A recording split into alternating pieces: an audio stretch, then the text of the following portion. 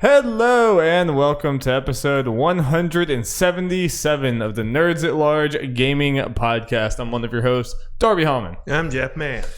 Jeff, how you doing this fine Sunday evening? Pretty good. How about you? Doing good. I built a deck today. I built a whole deck from scratch. All in one day. I know. Animal Crossing taught me well, you know. And it was exactly that easy. I just hammered a few times and it just appeared. I don't know why everyone makes such a big deal about it. Yeah. Why do we need all these construction workers? We only need like one. Just maybe two for something. Give me a raccoon who supplies me all my supplies and I'm fine. Yeah. I'm fine. It also taught me that like loans have no interest. You can just pay it back whatever the hell you want. You know, people give Tom Nook a bad rap, but he's actually pretty generous. Very generous. It's like he's giving the entire generation of millennials the houses they never will actually have. So, yeah. Thanks, Tom. You're a good man. I support Tom for president. Jeff, we have some interesting things to talk about this week. We did. Maybe not quite as spicy as last week. No. Never. Still, but there's still enough spice to go around. So spicy. There's plenty of spice to go around. And speaking of spice, you said you had some fantasy critic updates for us. I'm sure nothing else crazy happened. So, I guess I wouldn't have done it since last night. So in case anyone hasn't seen, it was a few weeks ago we did our fantasy critic games draft, which is basically fantasy football for video game Metacritic scores. And so me and Jeff both drafted our teams and did all that stuff, and we can pick up games as the year goes on. I know that I picked something up, but I am really tired right now and I can't remember what it is. But so I tried to pick up two games. One of them I got. The other one, someone apparently bid it on when I just randomly thought I'll try to pick up this game. Well, I picked up No More Heroes 3. Okay. I think that's a bad choice, but we'll see. I did my research. Mm-hmm. I looked. They, even as recently, people did like 80 stuff for the No More Hero ports. Okay. So I feel like I can at least get some points off of it. Right. And we got to fill up a lot of slots, you know. This is true. This is very true. And Darby picked up Humankind. Oh, yeah. I was like, I'll go ahead and pick this up because, like, it's one of those PC games. dork games that, like, are, like, that's how you win this. Yes. That, not by doing the games that you care about, like No More Heroes. I mean, with all due respect. You win this by going for, this PC dork games that you're never going to see ever in your life and very few people are going to play, but it's going to be very good. Yeah, it's going to be, Yeah, I thought that was a good one. Obviously, I thought so too. So I think I snagged that up for a hot, like, $2. I did one. Because I figured that since I was just randomly doing it, I'd be fine. Yeah. Because this was a random week. There was no particular reason. Nope. I just snagged it up. Yep. Did you get anything else? No, it's the only thing at the moment. All right, fine. Probably have to really start considering all the games we have coming out in the next couple months. Like, okay, is this worth a pickup? Yeah. That we haven't gotten much. We do got some stuff coming up. Well, in about, I guess 3 weeks. It Takes 2 Months on a Rise for my team. But those are the next games. And that was my counter pick, so that makes it more interesting because you had very few good options for me to counter pick. Yeah, well, previews have been good for It Takes Two. Yeah, no, I don't feel good about that. Yeah. I don't feel confident about that. If you had picked No More Heroes in your draft, I would have counter picked that in a heartbeat, probably over It Takes Two. Yeah. And I'm not saying No More Heroes is going to be bad. I think like it's going to be really fun and everything. I don't think it's going to be a critical darling. That's not what I would peg. No, the problem is we're at the point now where you got to look at, okay, what can maybe get around an 80? Yeah, high 70s to 80 range. Yeah, I think it's a little early to jump on No More Heroes, but we'll see how it goes with it. We'll see how it goes with you. Well, spur of the moment. Speaking of new games, we're talking about new games coming out right now, and Jeff picked up a hot new game. I guess it's actually been out for a while in Japan, right? Yes. So yeah, I had the thought of picking this up, then I realized like a week or so ago, I was like, no, wait, that doesn't qualify because it's out in Japan. Duh. But yeah. Correct. Yep, and that game is Gnosia. I imagine that's how you pronounce it. Imagine the G is silent like in gnome. Yeah. That takes I don't think you're supposed to say Gnosia. Gnosia. Yeah, so it's spelled Gnosia. Yes. For people who don't know, and there are probably going to be people listening to this who would what the fuck is what that? What the hell is he talking about? Jeff, they're about to go use the timestamp to skip, so you better sell them. Why should they keep listening to you talking about this gnome game? Because this is a single-player werewolf mafia style game. So yeah, that's the general premise. So it's Among Us? Yeah. It is like Among Us. No, it's more like Secret Hitler Mafia and stuff. Among Us is thing, but as far as like direct comparisons, it's a lot closer to those for reasons I will state. So yeah, you make your little character. Well, you don't make a character. You select the gender and you put your name in. You do like a little symbol to represent you in this game or whatever. So I was like, fuck it, I'll put my name in this, sure, because I know there's gonna have a bunch of crazy anime names. Like I know there would be like 15 characters, so I can at least tell when they're talking about me. Yeah, you should have been Bradicus, but yes, we'll forgive it. So this game starts you in when you're trying to find this mafia style game where you're trying to find the Gnosis, figure out who it is and that stuff, and this mafia style game. You do that. The first game is pretty easy, and you might be wondering, oh wait, it's single player. How does that work? Is it just randomly generated games? Is there like a story to it? And the answer is yes. There is a overarching plot to this game. It has a thing called loops, to where every time you reset the game, that's another loop you do, and it keeps count of how many you do. So it's a werewolf like lying game / visual novel / roguelike. Yes, not necessarily roguelike, I guess. It's just because of the loops, and it sounds like you and one other character are the only ones aware of these loops. Okay. And what's also kind of fun is got a couple non-binary characters, including the person I am talking about. They're pretty cool. And yeah, every loop you start with a random roll or whatever. Like your crewmate, and even sometimes you can be the Gnosis. You can be the people trying to kill them. Okay. And one of the I'm pretty early in the game. I'm probably low 20s as far as the loops. Still getting tutorial stuff. I think I just recently had a role introduced. Okay. It just every couple loops and introduced a new role to it and said how that worked. But so far every couple loops. Let me try to pull up the names. So you think is this something that your loops are completely different than someone else who played the game, or is it like it's an actual structured story you're going down? It's just told in the form of these loops. So I feel like early on it's probably going to be somewhat the same. At least whenever it's introducing something, the characters that are probably mainly involved as far as their roles are probably going to be the same. There is a point, though, where it gives you pretty much, you're able to select everything. What roles can be in this? How many overall characters? How many Gnosis there are? Okay. And you can even pick your role. Okay. Or you can pick random. But this is an ongoing story. It's something that, what happened before actually happened, and you know about it, and it's still got, it's like... Yes. Again, only 2 characters are actually... as of right now that I know of, aware of this. Okay, interesting. Very interesting. Aware of these loops, and they were even at one loop's okay, yeah, I'm aware of these loops as well. You and me seem to be the only one. Oh, by the way, I'm a Gnosis this round. Good luck. So you start the round knowing one of them, who one of the Gnosis are. Yeah. And these Gnosis are aliens that pretty much take over and infect someone's body, pretty much making them killers and stuff. And what you're supposed to do is find them all, put them into deep sleep, cry or freeze them or whatever. Okay. So every day in the game, you're voting on someone to. Okay. So it's like a Groundhog Day thing where just the day resets no matter what happens at the end.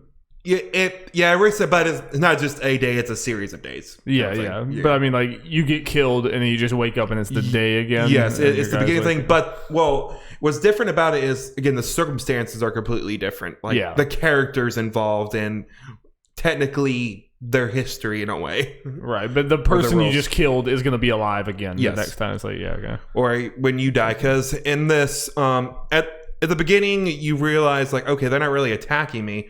And there was one character who's like, hey, you're getting off pretty easy, right? Let me take away your little safety net of not being able to be killed or being voted out. Interesting. It's like, okay, we're getting meta here. Getting very meta. So are you, like, in a simulation, or you don't know yet? You don't know what's happening? I have no idea what's happening. There is potential. I don't know how much. I'm pretty early in the game, so, and to pique people's interest in this game, I'll probably go into some light spoilers for this stuff. Yeah. There is a role in there that's called a bug that you're technically on neither team's side. Your goal is to be a survivor at the end, no matter which side wins. Interesting. So you delete the universe. And when introducing that, I was the bug. And there was like glitches and stuff going on. Weird glitchy stuff. So I'm like, okay, that's going to be interesting. What's going on? Interesting. Yep. Okay. And it's the actual gameplay of this is kind of visual novel-esque, like? Yeah, so you're going the way it starts, you always start in the day one meeting trying to vote someone out. Thing is, day one, at least so far for me, but where I'm at, because I'm unlocking new skills, so it might get crazier later on, it's always a crapshoot. You have no fucking idea who it is, so especially in the game, you're just like, I don't know, I'll vote this person, sure. I don't like his face. Yeah.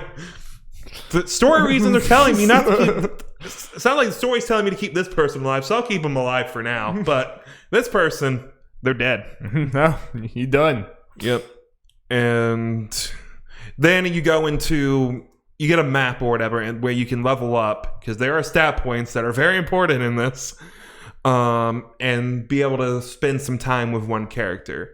Sometimes it doesn't. The spending time doesn't really matter. You just kind of click on them. And it's like, oh hi, and then it immediately goes to the next day.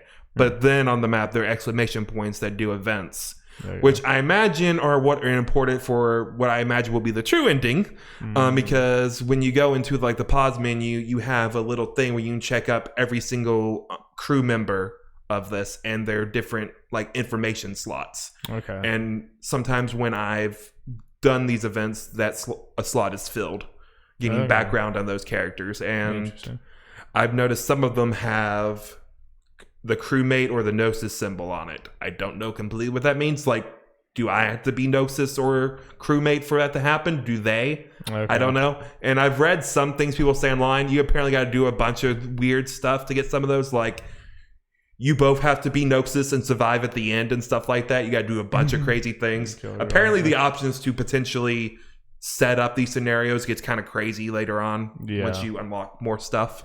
Sounds very interesting. It sounds like I'm slightly surprised by how many elements of these lying whatever genre of games. Oh yeah, like there's so many roles that it's kind of confusing. Because there's one role I got introduced somewhat recently called Bodyguard, where there are always two of them, and when they out themselves, the other one can vouch for them, and they're instantly human. You have no doubt they're human. Okay. And the thing about that is that they are perfect prey for the Gnosis because like you just know everyone you knows, just know, so no one's going to be like, okay, we know who they are. They out of themselves. I guess my question would be, because it sounds very much like Secret Hitler / Among Us. I mean, it sounds a lot like Among Us. I know you said it wasn't like Among Us. It's a lot like Among Us. The reason I point towards more the Mafia, Secret Hitler kind of stuff because all the roles and stuff, where Among Us doesn't really have any of that. Yeah, but just like the map and just like where are people on the map, what are they doing on the map and everything. My thing that I would ask is like, all of these games have always been multiplayer, playing with your friends, doing all this or whatever. Like, how is this working against computers? Like, do you feel like... Do you feel like there's like that you're still able to deduce them out, or do you have trouble deducing them out? Even though it's because the great thing about these games when you play like Secret Hitler or whatever is you have no clue what your friend's gonna do. It's like could be like completely random and chaotic, but against computers that seems like that would be like strange, you know. It is getting. I think I'm getting more used to it and stuff. You're not going to win every loop for sure. You're probably going to lose more than you win. Yeah. Just because of the randomness for it. But as I'm playing more, I'm actually figuring out some cues and how like these certain characters play. Kind of interesting. Okay. Like some of them, like once they actually unlock the thing for. You've seen the crewmates like information. They even have their own stats. Pretty much say, hey, this person is more prone to lying, or this person really can't lie. And that came up to a point where they were Gnosis and they caved pretty quick. Okay. Like it was actually a story thing where they just caved. So like they have different. I mean, is there an AI component to this, or is it all just like text? It's all like this person talks in this way, so you can deduce it out, or do they actually do like randomized actions? Like, are they taking actions around that you're like? They are like as far as accusing people and all that kind of stuff, whether they say they're a role they're not. Because the whole thing is there's a role called like the engineer is a popular one. Every night, when someone is killed, the engineer can select someone to check to see if they're a Gnosis or not. So there's only one engineer, but you could have 3 people claim they're engineers. And that's like, fuck, he's like, I know one of you's telling the truth. This is the other ones this type of thing that's crazy. I mean, does it feel like all these situations have been like scripted? I'm not even saying this in a bad way, but have been scripted by the developers to be like, okay, this is like this level. These people are going to be lying. These people are this, or whatever. No. Or is it actually kind of a randomly generated thing? There are definitely ones that are scripted, and a lot more than others from my playtime, and they're definitely ones that are random because again I can change about any of the settings I really want as far as roles and number of people and stuff. Very interesting. So there's all of that, and like there are a bunch of roles in there. There was one time I was the engineer, at least I think it was the engineer. I can't remember what role, but I was able to. I think it was the doctor. I think I was. I don't know. I was engineer or doctor or whatever. And the doctor, you can see if the person you put in you froze the day before in the voting, see if they were actually a Gnosis or not. I was one of those. I was able to figure out which one of them was the Gnosis, or he just happened to get voted out or whatever.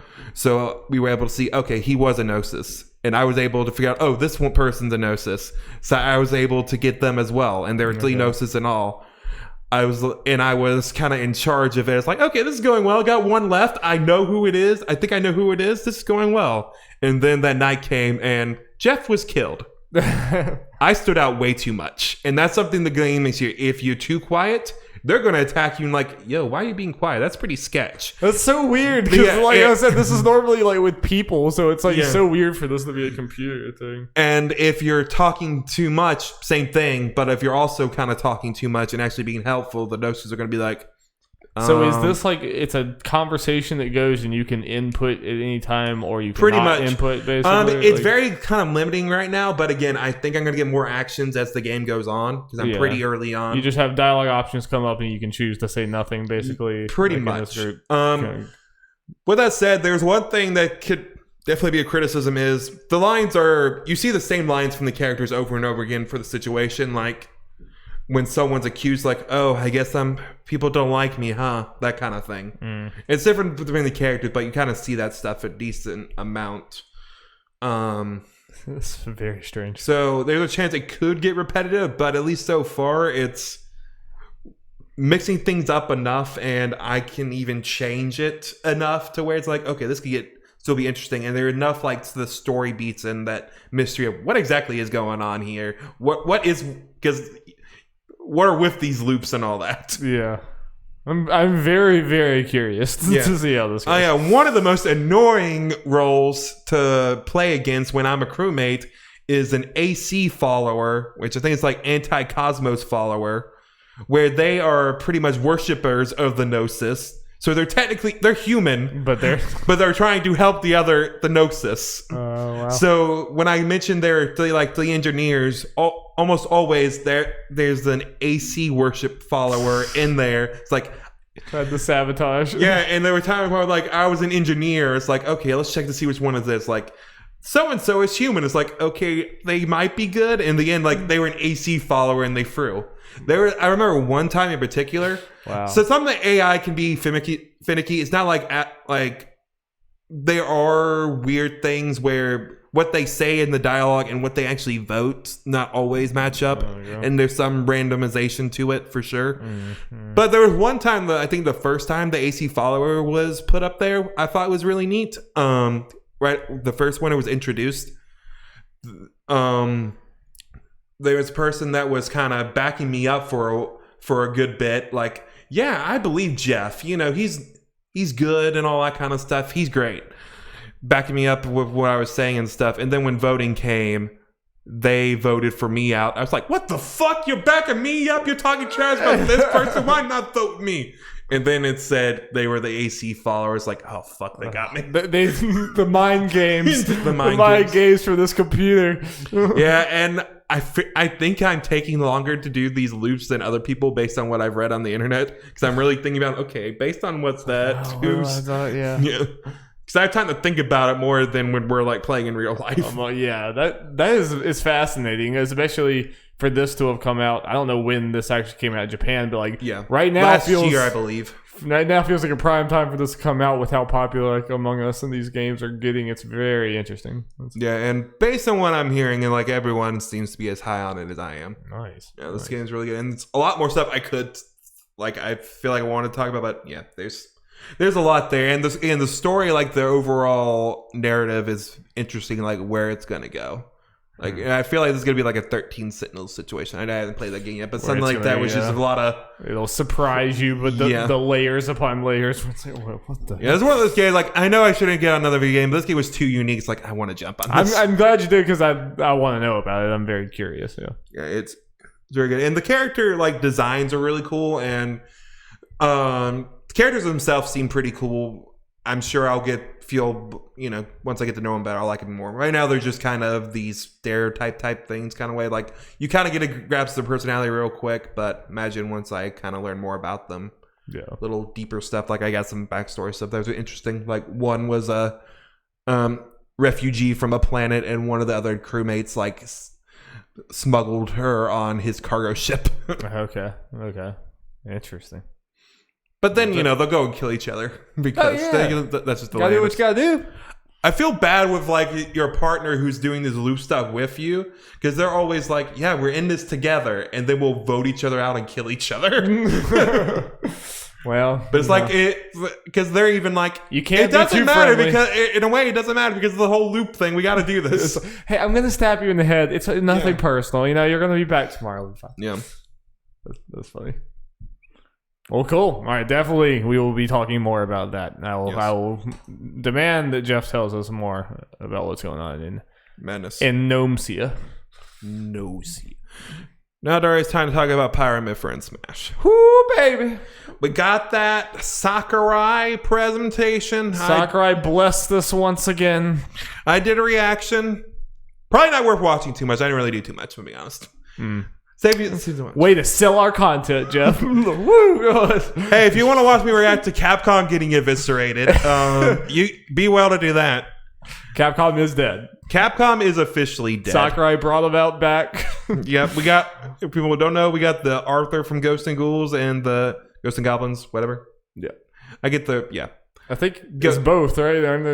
I don't know. Ghouls, I don't know. We don't all know these G words. Yeah. And Monster Hunter skins that were brought back. It's like, okay, yeah, this company games are just not happening. Company's dead. Company is officially dead, so yeah. But you know what's not dead? Xenoblade Chronicles 2 is not dead. Is hot right now. Hot. I have seen a lot of people going and like restarting a playthrough or playing for the first time or whatever Xenoblade 2 with this, which is cool. Yeah, both Pyra and Mythra are in the game, and we have tried them out, or I've tried them out at least. I have to imagine Jeff's tried them. Of course I did. And I am pretty impressed, Jeff. I mean, I think, as is the case with a lot of new DLC characters, I think they're going to be like very top tier. I think they're going to be really, really good. Yeah, everyone has the impression, like right after Sakurai's presentation, that a character's gonna be top tier, or like in a trailer or something. Oh, look at all this crazy stuff. Trailer posts make them look good, but this is one of those one of the few I feel like people after getting their hands on them, including pros, like once they play them, it's like, yeah, they're probably going to be top tier. They can do a lot of things. They can do a lot, but I think their design is just really good because it's not necessarily the like bonkers craziness of like Steve or something, which I love. I'm not like criticizing that. I love that that's in the game. But like I think Pyra and Mythra are more just on the side of like they're just like really cool designs for a kind of normal Smash character. In a way, obviously the character switching adds a whole different thing to it. But a lot of their moves are like they're not like it doesn't add some crazy new system to the game, but the things they do are very different. Like a lot of the angles they do, like whether it's Pyra throws that thing out and she can still run around while that's out, like that's a really cool, like subtle but cool new thing. I think I've said a lot. I really like Mythra's up special because she like goes up and there's this diagonal down. I just really like that angle. That angle is like very different. There's lots of little things about both of them that excite me, and I think one of the things I love the most about it is I think that you can lean towards one or the other and be perfectly fine. They're basically two different characters, but together, you know, how you can build people up, build percentage up with Mythra flying all around, and then switch to Pyra for the kill. I think that they're just seem like really well made. Really definitely. And I'm curious to see where they rank in their respective, I guess, part of Smash when Mythra where's her ranking in speed? Because she's significantly faster than Pyra. Yeah, she seems the Sonic close to Sonic levels. I think Sonic would be the closest to where I think, but I haven't, you know. Yeah, and Pyra hits like a truck. And she's up there as far as like pure firepower. Yeah, like it's insane how hard she hits. And it's great. Like just have those two sides of it, them being, you got to go in with different mindsets for each one of them. Yes. It's great. I've already seen some crazy combos for them. I'm curious to see more like people switching them like mid combo, seeing if how viable that is and what kind of crazy stuff you do with that. It's pretty instant. Yeah. And there's like a really short switch time, which I think is awesome. I mean, it's completely, we talk about Pokemon Trainer, but this is completely different because Pokemon Trainer is like, okay, I'm going to play this part of the battle as Charizard. Now, this part of the battle, it's a slow change. It's supposed to be a completely paradigm shift. It's like, okay, you are switching characters. This is like, you knock someone in the air, switch to Mythra, do something, you can like switch back and forth that quickly, which completely changes, Yeah. And the way they function, obviously, is a lot different. I like how I was wondering, I didn't even try it, seeing like Mythra's side B where she just kind of slashes, like, that'd be a recovery move. Seeing people just like, okay, that's a recovery move. But I have seen, there was a few times when I was playing against computers that I killed myself that way because I didn't quite know where that ended yet. So I went off the edge. I was too close to the edge and I did the side B and she just right off the edge. Oh, something funny I saw, which I think is going to need a patch for sure, is when Pyra does her up B and lands on the ground. She's kind of, she takes a little while to get up so where you control her again. Apparently, you can just push her right off and she drops like a rock off the stage. Nice. If you time it right, you have enough time to just kind of, push her. Like just walk and just push run her. Into her. Gosh. Yeah. Don't hit her. Just run into her and make her push her off. That's really funny. That's going to need a patch. Yeah, that's probably rough. If any time you do your up B, the recover, it's like, that'd probably be bad. Probably not going to be top tier if that's Yeah. It is fascinating though because it's not quite like it's going to be interesting to see how people rank her because like legitimately I think you could win a game playing one of them and not switching once. I mean, you probably should switch. You'll have more power. I think so. I think it's good to switch. But I think you could like. I feel like I could win a game just playing one of them. And Mythra is some of it is like some of her knockback. I guess at least messing around for a little bit was like maybe hard to kind of kill. Like I think in a more casual setting like us. Yes. Like I've seen crazy stuff for better players than us able to do like her crazy moving around all over the place stuff and be able to do some stuff. I think her moves have more kill power than I'm making it sound like for sure. But again, I only played it for like maybe 30, 45 it would minutes. kind of be one of those things that if you're going for a kill, why wouldn't you switch to Pyra then? You know, it'd be like when you have that option right there. But I do think Mythra also, if you want to kill like 50%. Good Lord, I know. It's ridiculous. This is kind of a Smash Ultimate thing in general. There's a lot of characters that, like, it's a lot easier to kill in Smash Ultimate, like, kill at a lower percentage than any of the other Smash games, to the point where, like, it still surprises me sometimes when I get hit, and I'm like, that killed me? Are you kidding? Also funny about their colors, you know, they shut off Princess enough so we have them, is the one where it just switches them. Like, I've seen people talk about, that's probably banned for competitive. It really fucks you up. It's like, that's funny, just banning an outfit. It's like, okay, he has Mythra out. It'll be like, boom, oh shit. Why is there fire? Why am I dead? Or maybe even like the Numa costume where they have the green hair, because that's pretty much the same thing.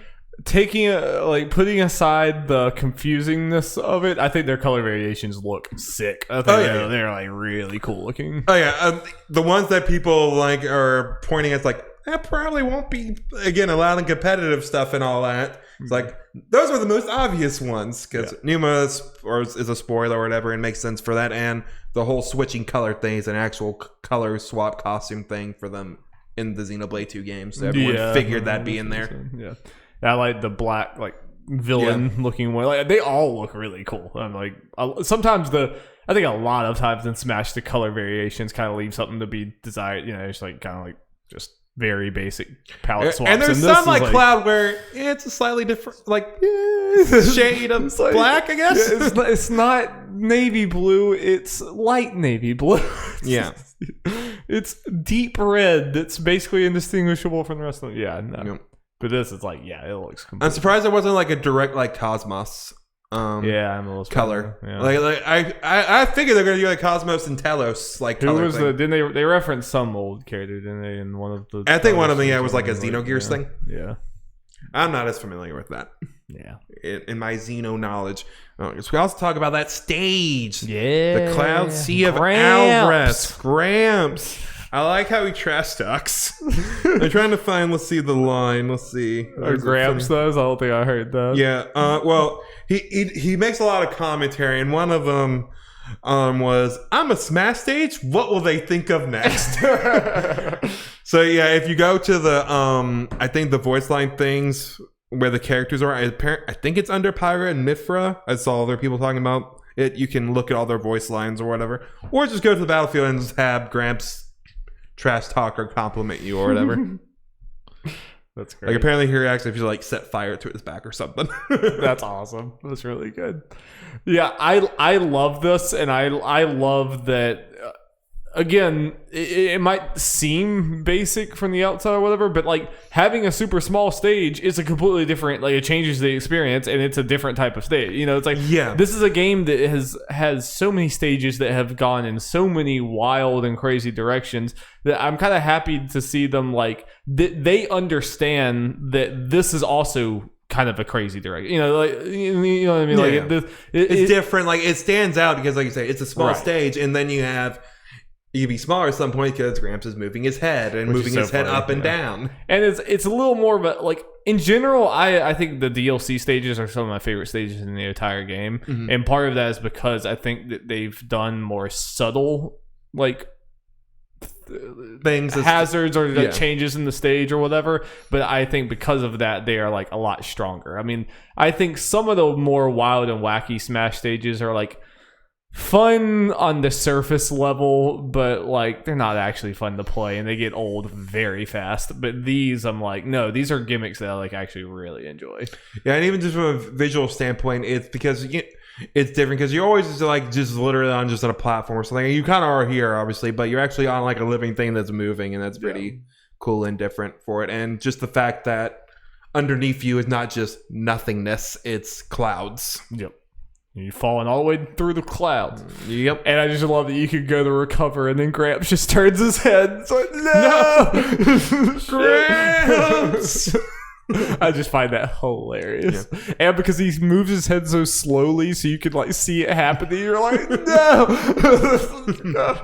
You see him starting to turn. You're like, oh god, get the I need a Sakurai picture he does where's the Rex Me costume falling, looking up and turning his head. Oh, that's really good. Yeah. So I'm very pleased. Yes, very pleased with them. Very strong Smash edition. Mm-hmm. Got 2 more, Darby. 2 more, and yeah, I think you agree with me. Sakurai kind of made it kind of more clear this is probably going to be it. Yeah, or at least not getting a Fighter Pass today. I mean, they could always decide, hey, here's one more character for the road or something. But people shouldn't get their hopes up for another pass. As of right now, I believe him. I mean, this is not the first time he said this. Yeah, that he was done and then came back or whatever. So I wouldn't be like shocked. But I'm not like, I've seen a lot of people is like, oh no, they're gonna have a Fire Pass 3. I was like, I would not bet on that. I would really. Let me put it this way: if they don't announce a Fighter Pass 3 when by the time the next character presentation comes around, it's not happening. Because I think it could be announced with the last one. Be like, here's the last one. You're really sad, huh? Oh, but there's another one. I don't think that's gonna happen. Well, the reason I'd argue against that is because this whole DLC thing for both Fire Pass has been such a seamless thing, just ongoing thing. If it's not like announced by the next one, that means they probably don't have it planned or anything, and that means there'd be a break in between. And I don't think they'll do like stop and then. Oh, they necessarily would be a break between if they just. I mean, this is a very like minor disagreement, but I think they could just already have it in the works and just want to have it be a hype announcement at that last character. It's like, oh, you think it's over? It's not over. In a few more months, we're gonna have another character. I don't think it's gonna happen at all. I think this is probably it. And as I've said a bunch of times, this could have ended at Smash Ultimate, and it already would have been an embarrassment of riches. So like everything else has just been the best gravy. Oh yeah, I mean the biggest quote unquote complaint we could have had about Smash Ultimate was the lack of new characters and stages, which made sense with everything they had in there. But now we get the most characters. That's done. And we've gotten not only like some of the craziest representation from other things that we never thought we would ever see in Smash. Not only that, I also think the quality of the characters being made have never been better than this DLC pack. Both these DLC packs, they're just changing the game. Yep. Sakurai, he's a god. All hail. All hail. All hail Persona 5 Strikers, Darby. All hail the Muso, the great Muso that's becoming like 5 out of 10 games. Every franchise gets a Muso. Let's go, baby. So yeah, I've been playing more Persona 5 Strikers. I was pretty early on last time, but I have made a decent amount of progress. Got done the first jail. And probably, I don't know, at least halfway through the second jail, I have to imagine. Probably a decent ways through. So, I can get my impressions on how the general jail flow is and in between stuff and just how the game is generally structured. So yeah, Darby, like I said last week, and I think the time I have spent with it since has proven it. This is less of a like Hyrule Warriors, where it's a Muso game injected with Zelda DNA. This is a Persona game injected with Muso DNA. Yes. It's more of the Persona than a Muso. For what I've seen, I actually agree with you. Yes.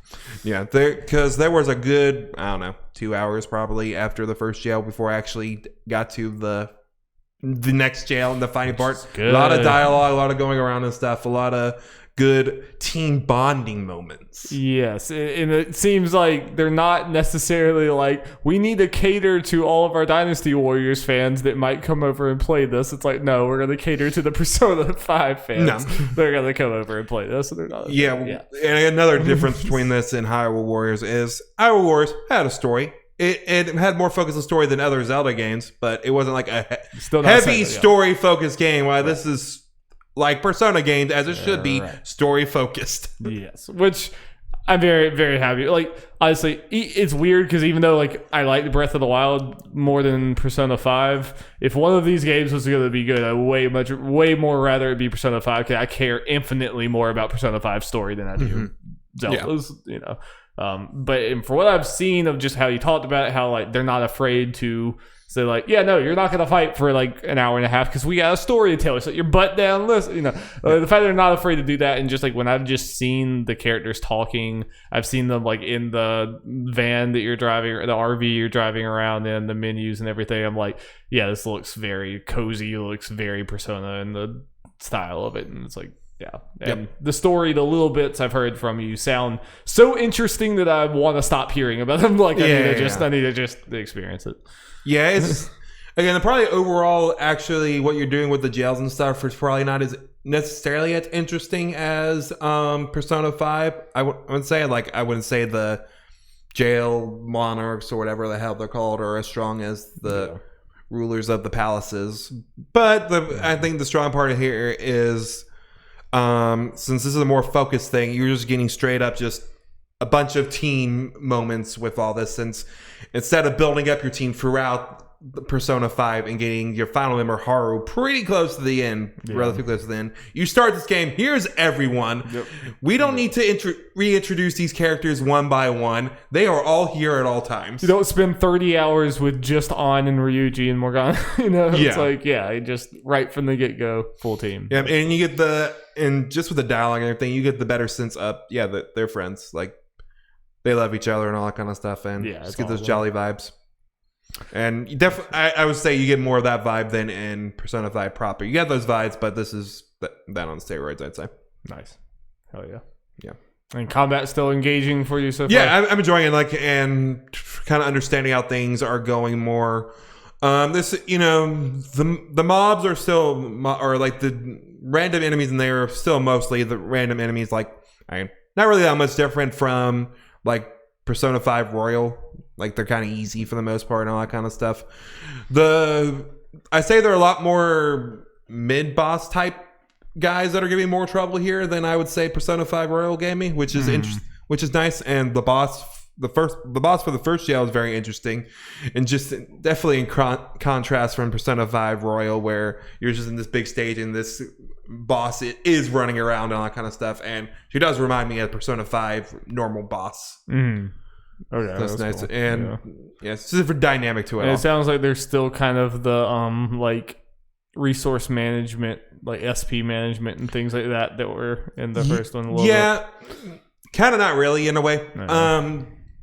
So yes, slight spoiler alert. During the second jail for a little bit, you weren't allowed to leave the jail because I can't remember if I mentioned it on the last podcast or it was just me and you talking or both. But you can leave if you find a checkpoint, which the levels are littered with them, you can leave the jail and replenish your HP, SP, and there's no downside to it. Yeah. Absolutely none. To the point where I was questioning, like, why can't it just automatically heal me when I'm at a checkpoint? This is just needless. Because I'm just going to go back and do that. Yeah. But then they added in the whole, okay, there are some times where story reasons be like, you can't leave via checkpoints. Like, okay, still kind of annoying, but okay. Because it's more of a time waster than anything. Because why wouldn't I leave if I feel like some guys are having, lower in SP? Yeah. And also the other thing that kind of annoys me, but this is the way those JRPGs and stuff work. Not everyone gets the same amount of XP. People in the party get a lot more, which it's fine in the standpoint of I'm mixing up my party a lot, and that's fun. But the whole forcing thing to where I don't want people to like lap each other. And because Joker's in it at all times, he's like at least 3 or 4 levels higher than the rest of my team. Yeah. At the moment. Yeah. Yeah. That kind of don't like that. It's like just make it simple on me and just have everyone do it. It's one of those old JRPG tropes that we should just move on from, Yeah. Come on. We all have places to be. Yeah. And something else I like about the way the story's structured with these jails, and kind of, I guess, may give me an idea if this continues how many jails there are, is it's the story kind of revolving it, or at least the party's interaction with the monarch of the jails is kind of focused on one party member. First one was On, this one is Yusuke. So that's kind of cool, getting a little more from motivations from those characters, getting them to shine a little more. And again, if that's the case, I guess it's gonna be like 6 or 7 jails at least. Yeah. So every party member can kind of get that. I think then people throw around the 30, 40-hour. I think so, which is kind of interesting, like with that in mind, because I'm about 12 hours in and not done with the second jail yet. So I'm very curious, like what the pacing is going to be. I can see it being some of the jails are just a good bit shorter because the Shibuya one was pretty long. I felt like I don't know how much longer I have of this one. Yeah. So I can see a couple of them being a little shorter, which not a bad thing necessarily, depending how the pacing is and all that. However the story dictates. Yep. Yeah. And it might be good for your potential playthrough. So if the gameplay is not, you're not as high on the gameplay, you getting to the story beats faster. Might be good for you if that's the case. Yeah. I'm interested to see how I feel about the game. Like I said, I fully expect to kind of get tired of the combat by the end of it, but I'm hoping it'll be engaging enough to pull me across the finish line. Well, you haven't mentioned being bored as hell when you watch me play the little create the Hyrule Warriors. So that's that's an okay sign at least. Yes, I agree. Not a bad sign. I agree. Yeah, this game's great. Have a good group of games I'm playing right now. Mm-hmm. More on the horizon. Yep. Probably won't mention Persona 5 Strikers on the podcast. Probably until I'm close to done at this point. Sounds good. Yeah. Nothing more sad. I will definitely talk about more Gnosia. Yes. As we go through, see how that story evolves. More Gnosia. It's one of those things, like, as far as like you potentially playing it, I know the general story vibes of it. I know you would like because it's weird. But I can see, like, we'll have to see how I am because, again, I've seen general, like, 200 loops to potentially get done with this game, and that's who knows how I'll feel about the gameplay during that. That's one of those I can see you feeling and getting a little old. Yeah, they definitely have to spice it up in a lot of ways for that many loops for sure. Yeah, but we'll see. I'll see how you feel towards closer to the end of it. Yeah. I guess also to put in there for people, it's $25 on Switch. Nice to win. Nice. Well, speaking of Switch, kind of a less sexy and exciting thing. It's always sexy and exciting. Everything is sexy and exciting on this podcast. I'm just gonna briefly, I guess, talk about the Mario items in Animal Crossing. And generally Animal Crossing in general, because this is the big surprise, Jeff. I'm like 35 hours in. I'm still loving it. Made longer than me. I did it. We did it, everybody. The game came out like a year ago in a couple weeks. But I know. It's weird. But in a way, like it is kind of, I do feel like I'm having like a very pure Animal Crossing playthrough. Not that I think it would be unpure with other people. It's just different. But it's like, because I don't know anyone else like really playing it hardcore right now. Like everyone I know played it hardcore last year, and now they kind of just like the dip most in a is little bit. Like, I'm sure there's some people you know or follow that are still playing it.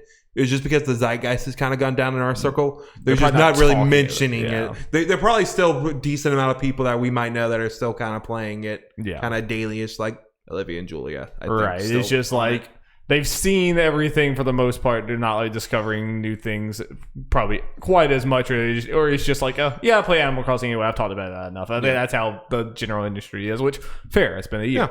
Yeah. But for me, it's been very interesting because like I was like all last year I was so like, I'm not gonna play Animal Crossing, so I really didn't look at much of it. So like I've still been like, everything has been like new to me, experiencing all this, and even like tuning back in to do the Mario thing and seeing that all the snow was gone. I was like, oh hey, well, it's spring. It was like, that was just like very quaint and cool to me, and just like.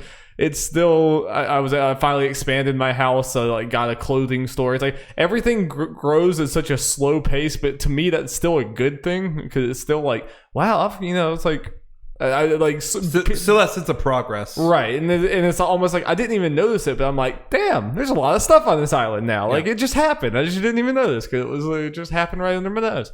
So I'm still like really, really liking that. It's still just such a nice, like I tuned back in, I'm like, oh yeah, this game is just good for my mental health. It's just like it's just a really like nice game to play. How many villages you got so far?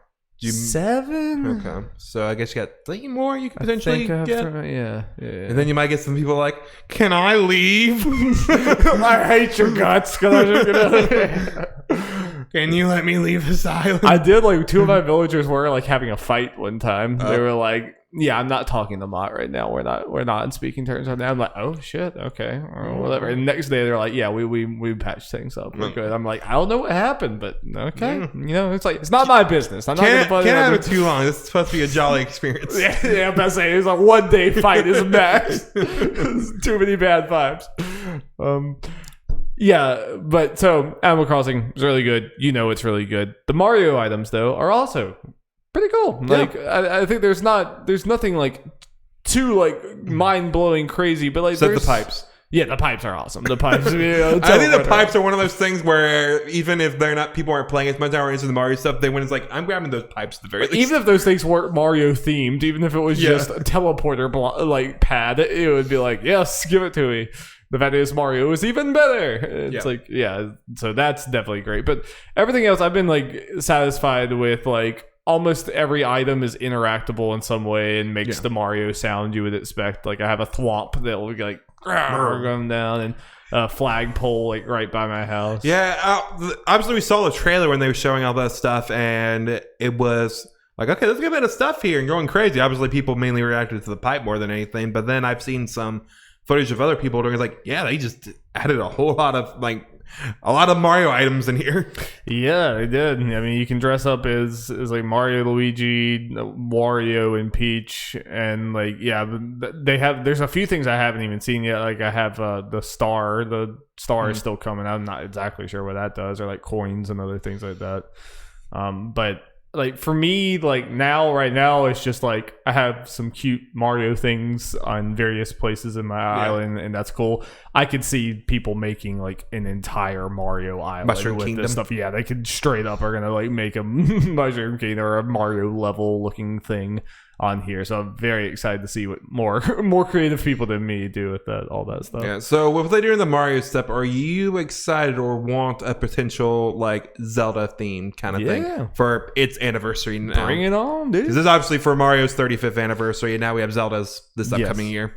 In general, I think Nintendo should just like merge all of their games and put everything from all their games in every other game. Like Mario Kart should just be Nintendo Kart.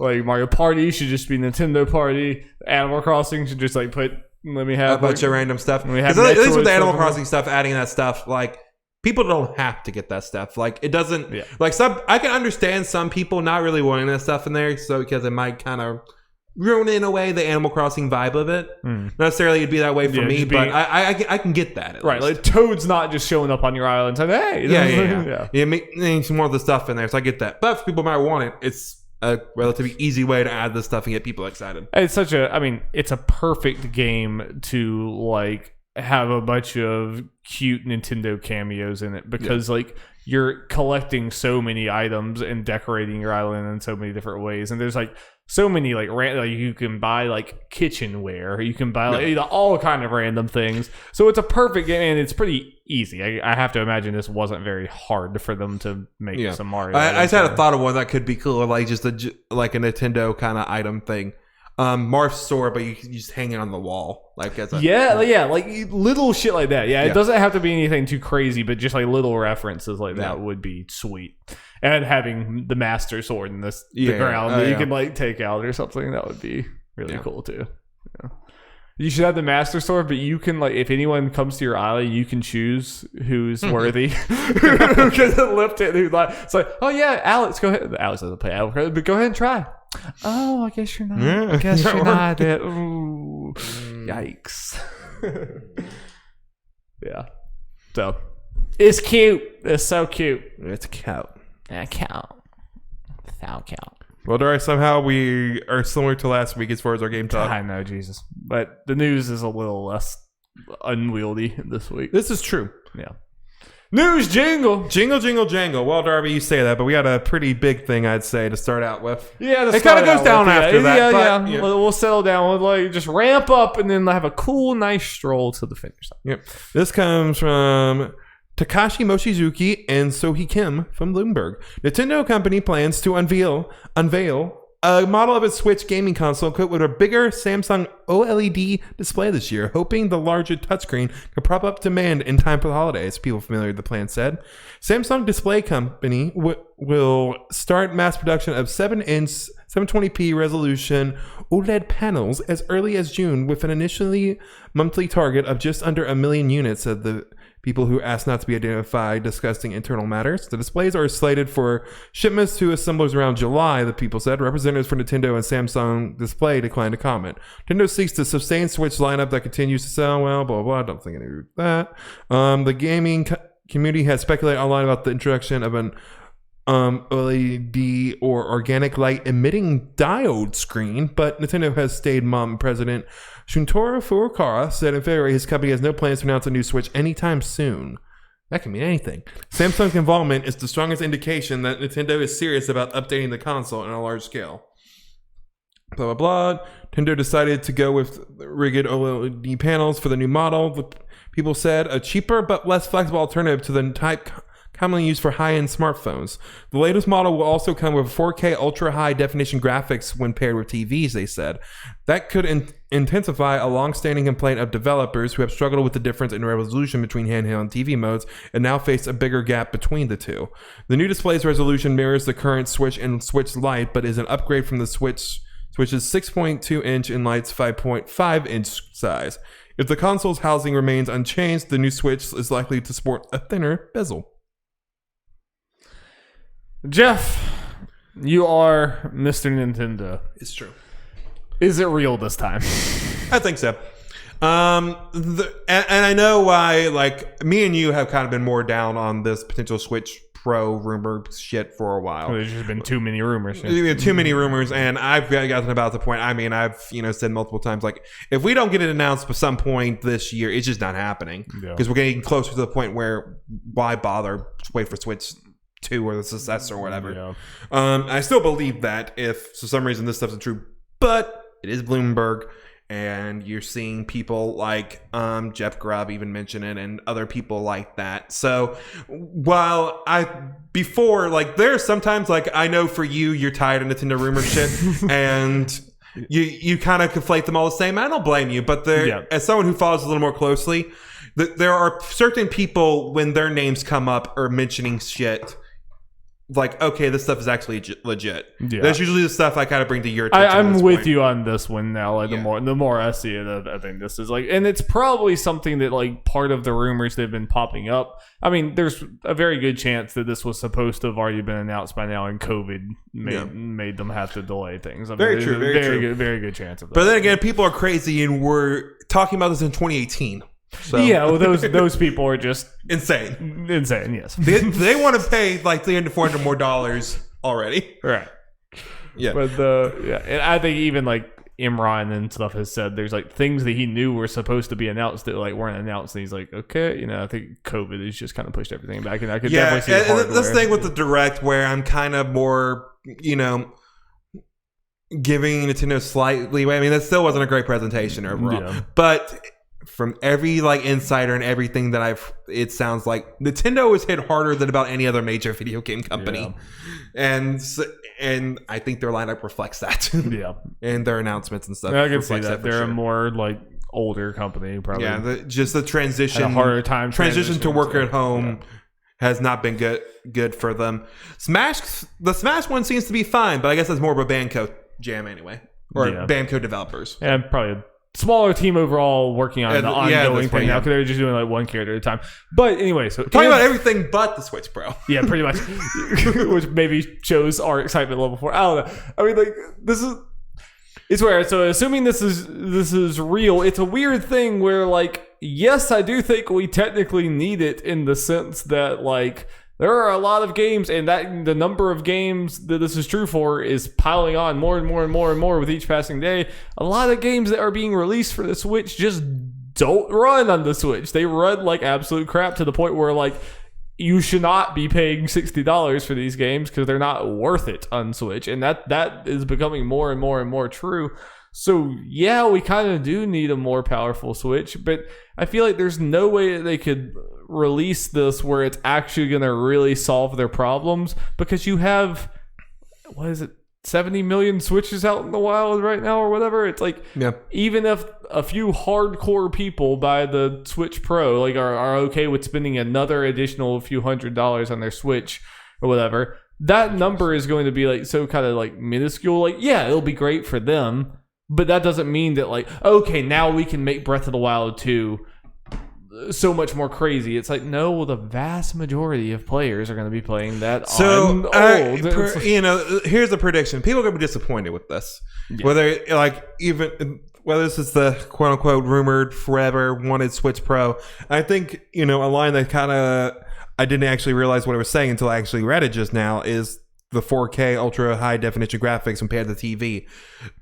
It's mentioning that that's going to probably grow a bigger problem that devs had about the power gap between handheld and TV, and that's supposed to widen it. This actually isn't really talking too much of a better like handheld experience. Right. It's mainly talking about a more powerful like TV experience. Yeah. Which will still hold the Switch back more than people really want. Right. Like that will kind of pose a problem because Switch is a very unique console where there's two distinct SKUs within the one console, like things in the one console. So if the TV version is a pretty big leap forward, but the handheld version is not that same leap forward, that will cause some problems. So it's like, oh, it looks pretty good. Let me take it on the go. Oh God. Also, it's important to go further because I mentioned potential light leakers or whatever the hell that I trust with Nintendo stuff. I'm going to read something from one of them. Nate Drake. Nathan Drake? Yeah. Well, his profile picture is Nathan Drake. Nice. Like he goes by like Nate the Hate. Yeah, he's on Rosetta and stuff. Whenever he really talks about direct stuff is usually when it was announced. That's how I felt more confident normally. He said someone asked about as far as exclusives on this new version. This is what he has said. There'll be some select exclusives, especially from third-party partners. May not be a big number of them, but I know of at least one. Yeah. So it's sounding like probably, and I think this makes sense if this is this thing. Third parties will do the exclusives, so we'll get Outer Worlds, whatever, as the Switch Pro exclusive. But we won't get probably Nintendo titles. Yeah. Which I'm okay with that. Yeah, I mean, and ultimately, it still sucks. Yeah. But it sucks that you might, there might be games that you have to buy this for. But a lot of these third parties, it would be a lot more, morally correct of you to make these games Switch Pro exclusives rather than put them out in the state you are now, where it's, completely disingenuous. It's like, yeah, give us $60 for this game. All right, thanks for the money. Enjoy your shitty game that doesn't run. That's what's happening right now. So, I would rather them do that. But Nintendo is actually one that, it's freaking witchcraft that they're able to make some of their games look as good as they do on the Switch. Mario Odyssey is still one of the most beautiful games I've ever seen in my fucking life. It was how is this run on the Switch? How does it do it? So it's and I think Nintendo kind of has more of an obligation to it would feel more. I would be a little more. I would be pretty annoyed if it was yep, Breath of the Wild 2. It's, that wouldn't be. But that was I would honestly be pissed if Nintendo games were made exclusive for this. Ultimately, I'd be oh, okay, so this is a new Switch. This is a new console generation. You're not saying it is, but it's if you make Breath of the Wild 2 exclusive to that, it's oh, okay, so it's a new generation, I guess. It's and I don't think they'll do that. Just because, like you mentioned, there's 70, 80 million Switches out there. Yeah. And it mentioned in here it's probably going to be less than 1 million put out there at launch potentially. So their mindset is this is for the hardcore. And, they know. I mean, it's not going to. That's why. That's the right mindset to have. Yeah, it's this is not really going to solve your problem. It's going to make some hardcore people more happy, which is great. But it's you still, it's kind of you still have to develop to the weakest console. Yeah. You can't just say okay, Switch Pro, let's make everything, let's up those graphics, or let's just port our super advanced game. It's well, no, you still have this. It's yeah. And I don't think they'll do any exclusive games on a Switch Pro, but yeah. Again, if it's third parties, fine, because odds are I'll be playing if there's a third party game where I need a Switch Pro to play on my Switch, I'll be playing that on my PS5 or PC. We've learned our lesson at this point. We know past a certain level of on-screen, like complicatedness. Yeah. For like, okay, there's a better way to say that, but you just don't get it on Switch. Yeah. So ultimately, I'm sure you feel the same way. Like, there's pretty much no way I'm going to shell out several $100 more for the Switch Pro. Like, I'm not going to. I already spent $300 on my Switch. I'm not going to spend an additional like $300 or something like that on my Switch. I'm just going to suck it up and wait for the Switch 2. Yeah. Because like I know that's coming in a few years, so under no circumstances I'm going to spend $300 for my Switch, $300 for my Switch Pro, and another $300 for my Switch 2. Like, no, I'm not made of money. The only, I'll just throw those out ways I don't sound like a hypocrite later. If they make Nintendo exclusive games on there, depending what they are, you might have to. Yeah. That's when I'll have to be like, ugh. But yeah, if that's not happening, nah, I'm with you 100%. We didn't get pros. We didn't get PlayStation 4 pros. Exactly, yeah. So that's my plan. And I think I mentioned this earlier, like me going this just slightly more. Again, I think people are going to be very disappointed with this is. What I've seen people want from a Switch Pro is pretty much a new console generation. Yeah, and I mean, just number one, Nintendo hasn't really done that before, even when they had one SKU. And number two, this thing still has to be in handheld. I mean, it's just not going to be the level of jump that you think that you're hoping for. Yeah, I think it's going to be a little bit better, but it's just. I mean, Nintendo has not been on the cutting edge of graphics since like literally GameCube. There was a few for a little bit, and then the GameCube. That's the last time they've been anywhere close to that. It's just not how they operate. Yep. They can't even run a functioning online right now. Love Nintendo, but this is just not their game. Yep. Yep. But you know what game is Epic's now? Fall Guys. Buying the world is their game. Yep. We're just living in. They bought us, by the way, Darby. I hope you're okay with that. They bought us. Yes. All right. Brought to you by Epic Games. I'm not going to read this for word. I'll just go over highlights. The information I'm going to say comes from Adam Banghurst from IGN. Epic has bought Tonic Game Group, which you might know for the developers of Fall Guys Ultimate Knockout. And you might be asking, what does this mean? Don't worry. It's Fall Guys still coming to Nintendo Switch and Xbox. It's staying on Steam for now. They said as right now they don't have any announcements as far as it going free to play, and I think that's the main stuff. Yeah. And working with the Fall Guy devs are excited. Mediatonic is. They've actually grown from 35 people to 150 people. They've expanded big time as they need to. Makes sense. And they are excited to work with Epic, who has Fortnite and Rocket League, to add new features, including account systems, crossplay, squad versus squad modes, and more to Fall Guys. Yeah. I personally think this is very smart for everyone involved. Tonic Games Group. I mean, Epic, whatever, they're so big. That's honestly the less interesting part of, aside of talking about this. But I think this is very smart for Tonic Games Group because I think Fall Guys obviously had very big out-the-gate success, and obviously it has very high potential, but I think it is losing that potential fast. It's like, I think it's... They were prepared for the success. It's bleeding hype very fast or whatever, and I think that this is the type of move that could get you back on track to get you the funds and resources and time and everything to get back up to that potential that I honestly don't think they would have gotten back to on their own. I don't think they would have been able to work. Right, and not with the help with Devolver. Love Devolver, but but I mean, Devolver's also was not ready for this type of. They don't have the resources of a game this big, or it could be this big. And I think without a move like this, I think Fall Guys almost certainly would have fallen into obscurity, and it would have just been a memory.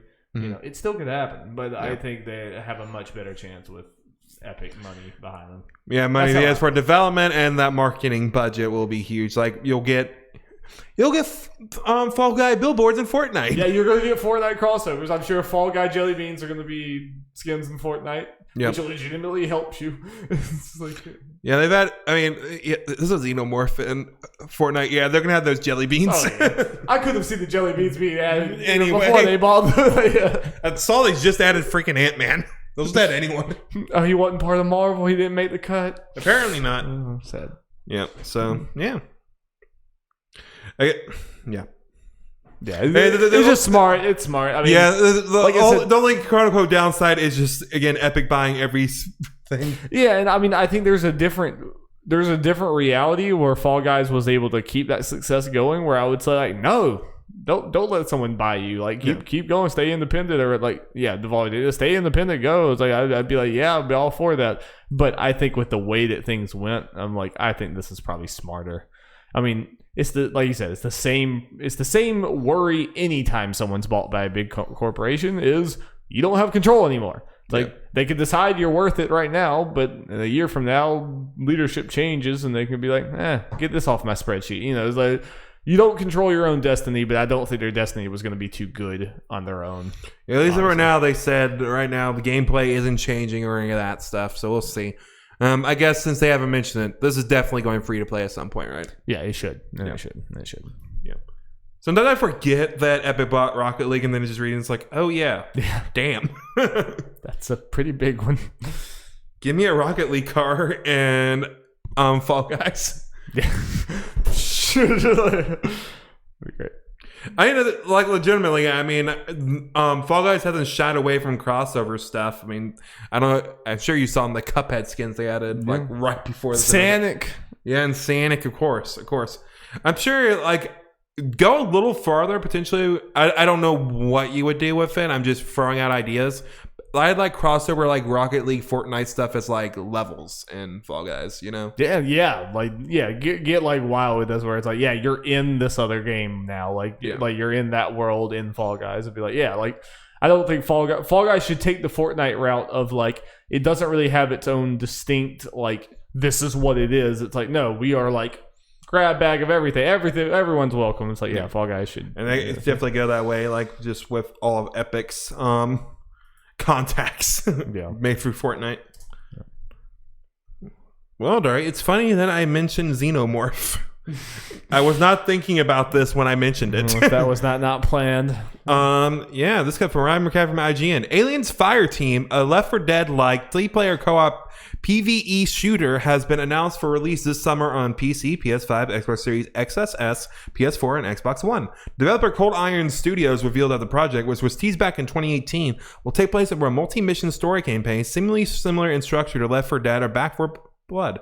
Cold Iron co-founder Craig Zinkiewicz says one of the goals of Aliens Fireteam is to fulfill the Cameron-esque fantasy we saw on screen in the 1986 classic Aliens. There's a lot of gameplay details, and there's actually gameplay footage and all that kind of stuff. This is like literally, I think, like the 8th 4-person PvE shooter coming out this year. 3 or 4, whatever PvE shooter coming out this year, and like the first part of this year. Yeah, like legitimately, I think there's like 8 of them. I don't know why that's the hot thing right now, but apparently it really is the hot thing right now. Coincidence. I've tried to even think of like what were they copying that came out like the last 3 or 4 years ago or something. Yeah. Because like this does happen a lot of times where like everyone does the same idea because they're all copying one game. But it's like I can't even think of what game they're copying. I don't know how this all happened at once. But I think people might have looked like you kind of look at Back 4 Blood and like people were like, hey, people have been asking for a Left 4 Dead 3 forever. Let's fill that hole. But everyone decided to do it at the exact same time. Apparently. Yes.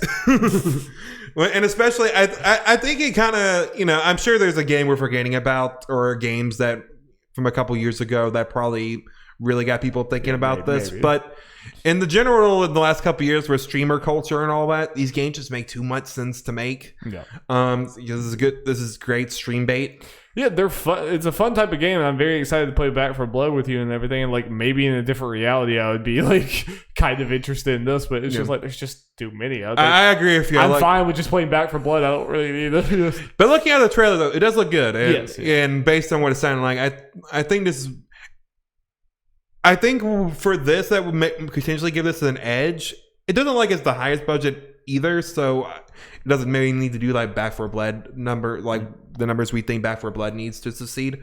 But it kind of gives a different vibe, like more of a atmospheric horror vibe in a weird way, despite it fighting all the aliens, like mixing what you think of a normal alien shooters. I really don't know the difference. Apparently, they're like two different things. They are. I don't know anything about these movies. Basically, Alien is like a slow-paced horror movie, whereas Aliens is more of an action movie. Okay, that's basically it. Okay, yeah. Okay, well, so yeah, to me, this trailer is giving me off kind of a mix of both. Yeah. Obviously, leaning more towards the Aliens vibe, but the atmosphere and everything has a little that alien vibe. Yeah, and that's what it seems like that is precisely what they're going for. Yep. It does.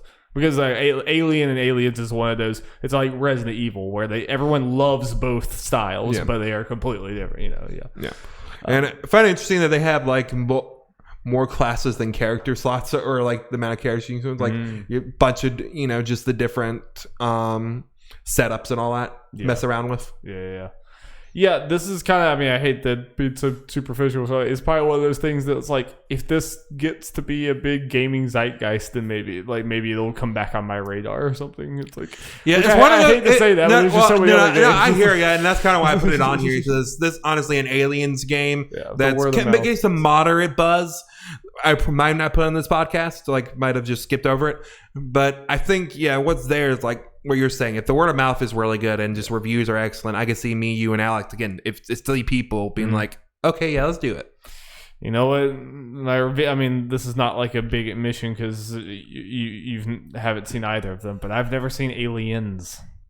I've seen Alien, and it is phenomenal. Alien is really, really good movie. I think I have seen Aliens. It's been so long. It was like on TNT, like at 4 in the morning. Everyone says Aliens is also really, really, really good. A lot of people like it even more, but Alien is an awesome like suspense horror space movie. Like it holds up really well. It's very good. So that's what I think about. I talked more about the general genre and the movies, but that's how I feel. How do you feel about Harry Potter right now, Darby? Can we just talk about the movies and all about this as well? We're talking about Hogwarts Legacy. Do we have to? Yeah. I gave that option. Yeah, we will. We will briefly. So yeah. There's been some more Hogwarts Legacy talk recently, and we talked about the J.K. Rowlings and that kind of stuff. But there was a big controversy we didn't talk about initially about quote-unquote lead designer. I'm putting in the quote because I think you mentioned something Jason Schreier said where they weren't actually a lead. Yeah, apparently, like he just like put lead designer on like his LinkedIn or something, but like everyone working on the team was like, no, he's a pretty low, like just lower. He was not like a lead person. Yeah.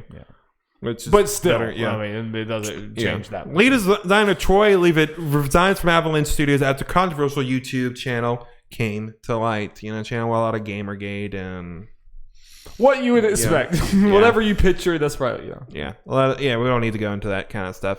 But that mixed with the J.K. Rowling stuff was kind of like, I generally just feel terrible for this dev team. Yep. Yeah. Like again, I've been messing with my feelings, like whether just based on this stuff, do I just support in general?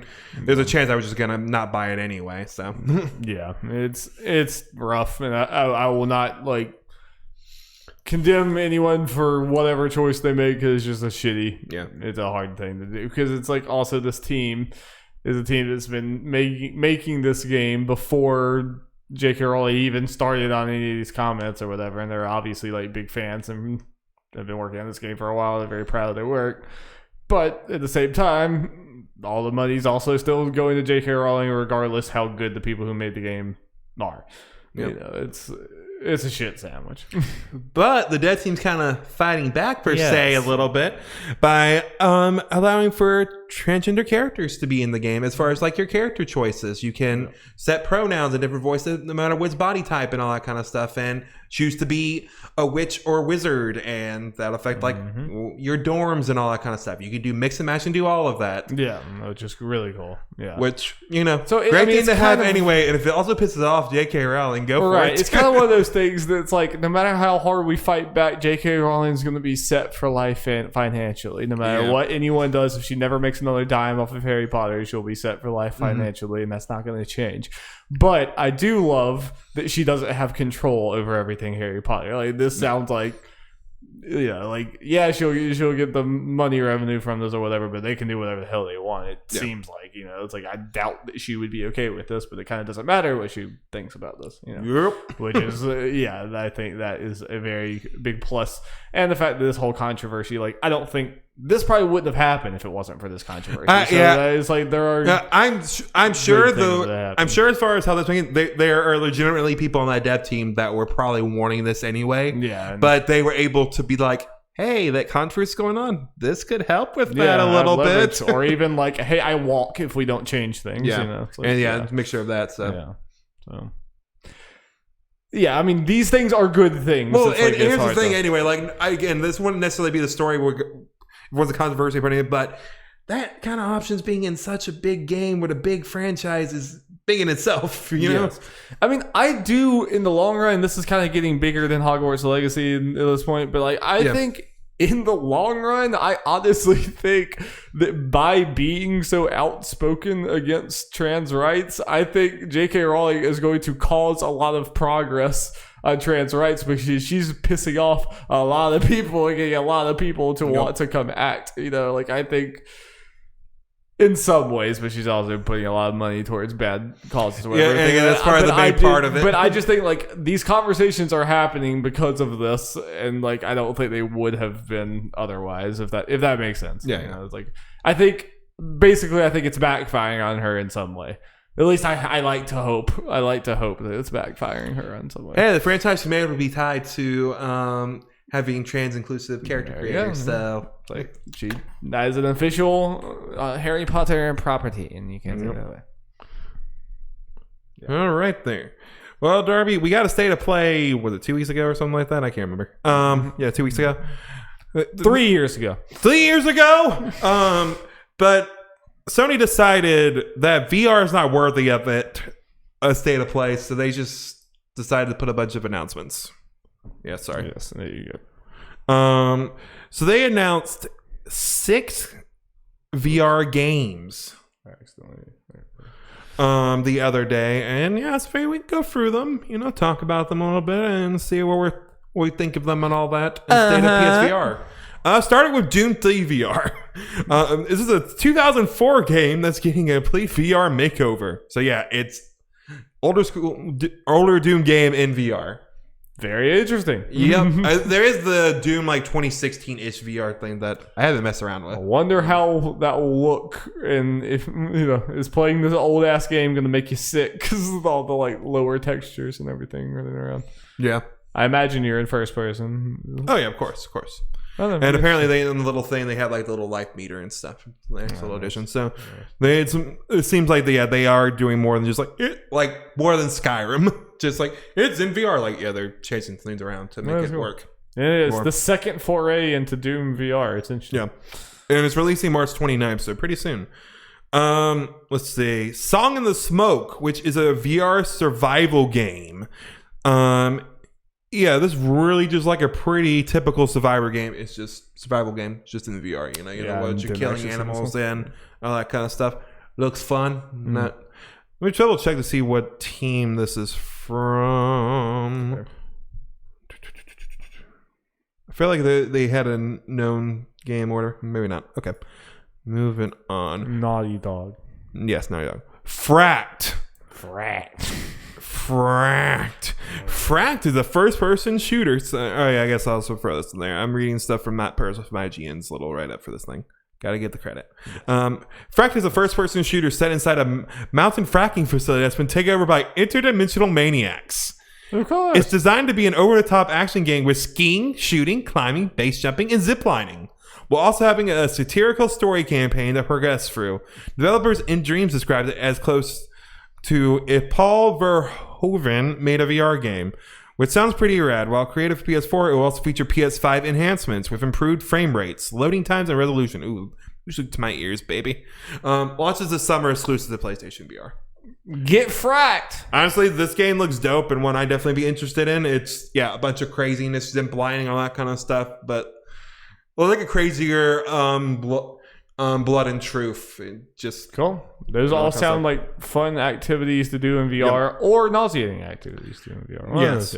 The good news is, since we'll be doing it on PS5, it'll be smoother. Yeah, I'm interested to see how much better PSVR games can look. Because obviously the headset is still pretty old and underpowered, but I wonder if the PS5 can bump. I like how they started with just skiing. It's like, oh, it's just skiing. Okay, that could be pretty cool. But then it's like guns all. So it's like, oh fuck. It's like zip lining down and shooting people while you're going down at the zip line. Could be very fun. Yeah. I Expect You to Die 2, The Spy and the Liar. Yep. If you know what I Expect You to Die 2 is, it is a little puzzle game that makes fun of kind of like James Bond and Mission Impossible, kind of like a little spoof on that. It is very fun, so I'm excited for this. I do like 007. It is, yeah. You should give I Expect You to Die a try. Yeah, I should try it. I should definitely. Very good. Very good. Now, the most interesting one, I would say. I agree. From Ramen VR. Zenith is a JRPG and anime-influenced MMO built for virtual reality. It has a colorful open world in which players can climb any surface and feature fantasy real-time combat with swords, bows, and magic. World bosses, public events, and dungeons will be available for multiplayer parties as well as guild systems. While the game features traditional classes, they're not restrictive. Mages can tank, and DPS roles can heal, meaning you can work as a team or solo no matter what class you choose. That last line, because the first time I heard about that was me putting this article in there, made me more interested in this game. Yeah. Potentially from a me doing it by myself standpoint. I was about to say, I'll do it with you. Wait, I can't do it with you. Yeah.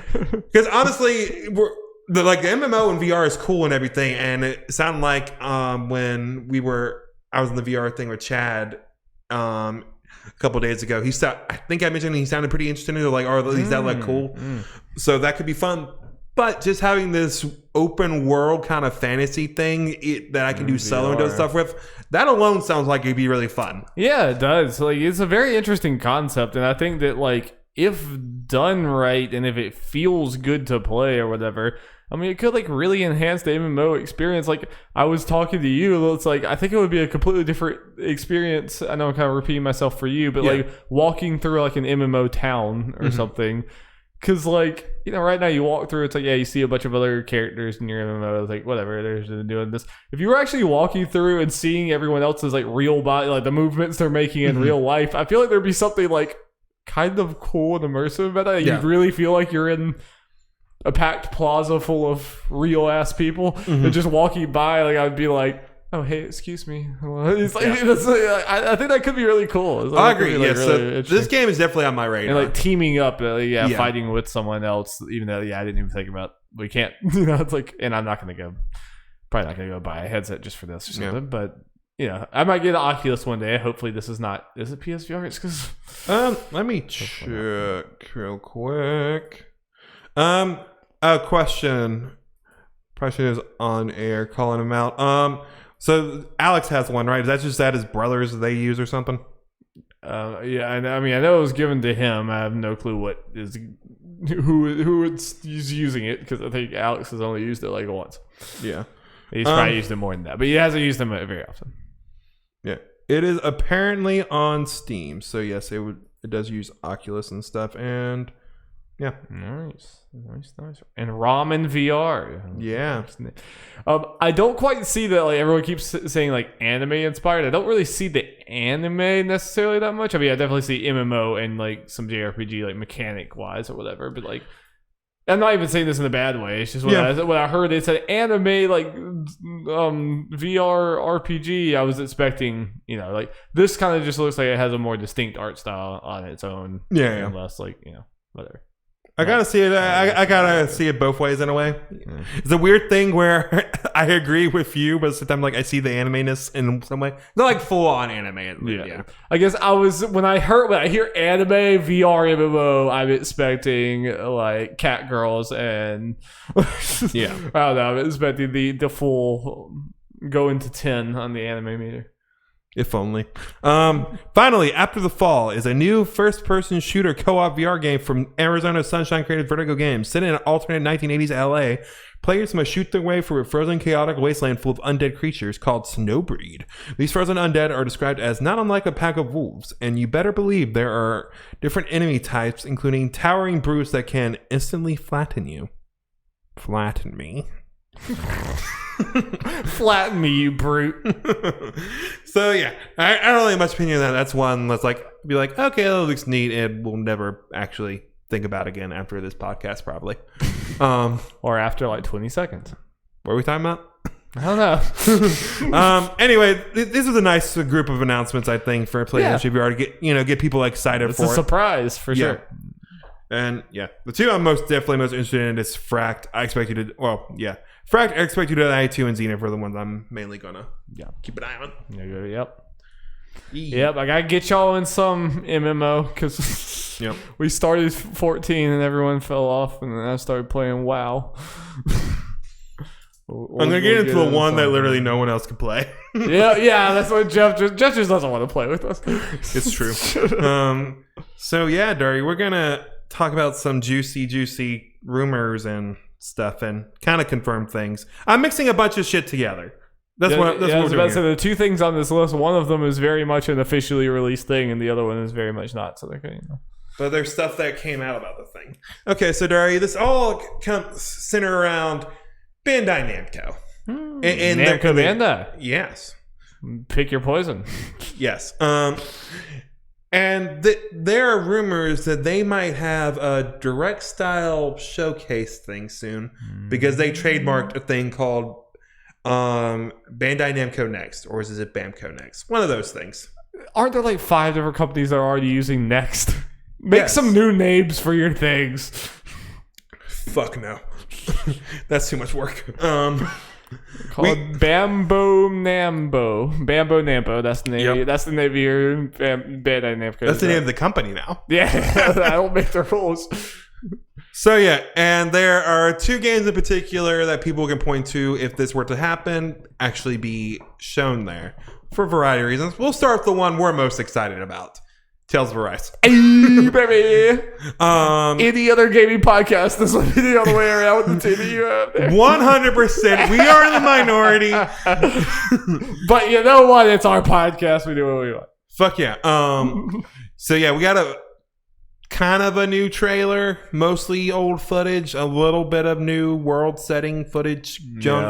But at the end of it, we got a new information this spring. And lo and behold, it's spring soon, so we can get shit at any time. Who knows? Yep.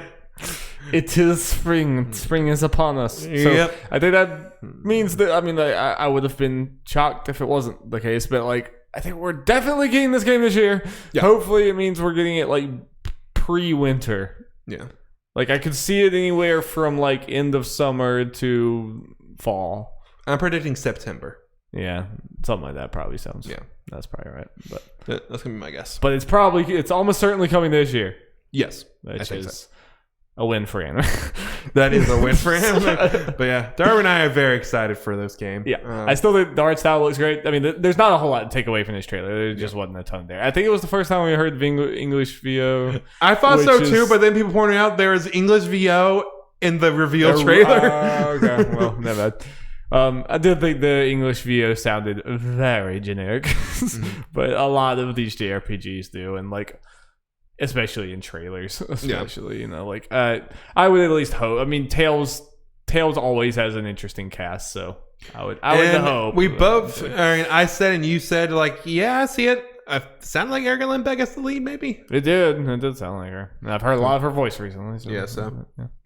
And I think it makes sense. I feel like they kind of have people some Tales voice actors double up and do back-to-back games sometimes. So speculation time. Do you think I should be worried that this is only a 2-party cast? Or do you think they just haven't revealed? Remember, they teased another girl during the second trailer they showed. Okay. So I'm not too worried about that. I was just slightly worried because we've seen several and it's such a big change. It seems like a big art style change. I'm worried that it might be a direction change too, and it's I'm not worried about it. Yeah, the cast sells these games. Should I be worried about multiplayer? Yes. Yeah, I probably should be worried about that. Prepare for that potentially being the most upsetting gaming-related thing of the year for us. Biggest disappointment will instantly be Tales of Arise, no matter how good it is, not having multiplayer. Now, it just better not be a Little Nightmares 2 situation where we don't realize it until we have the game. Yeah, that would be unfortunate. That would be very unfortunate. That would be very unfortunate indeed. But Excited for the game. Don't have much more to go. All fun. And you can bet your asses when we get actually new trailer information, we'll be dissecting and talking about that shit. Oh, baby, yeah. But the thing most people care about the most. All right, we got the big thing out of the way. Let's just do this. Let's talk about the small thing no one really gives a shit about. Yeah, that's true. Elden Ring, Yeah, little indie game. The game that everyone's kind of talking about maybe could get something, be revealed at some events maybe. But they've been saying that for every event since like a week after it was announced. Yeah, I know. Yeah, as being a little sarcastic, yes, every single event since it was announced, people were like, oh, Elden Ring has to be here. And I thought Nintendo fans were crazy. I mean, they are. They are. But Elden Ring fans, a game that they haven't actually seen, it's eerily similar. Very similar. They're thinking that, oh, this game has to be here at every single thing, no matter how little evidence there actually is. Wikipedia article, places or whatever, speculating about the story of this game that they know nothing about. Legitimately, it's psychotic. It's really crazy. We'll get to the actual news part of this anyway. But I want to talk about this just real quick.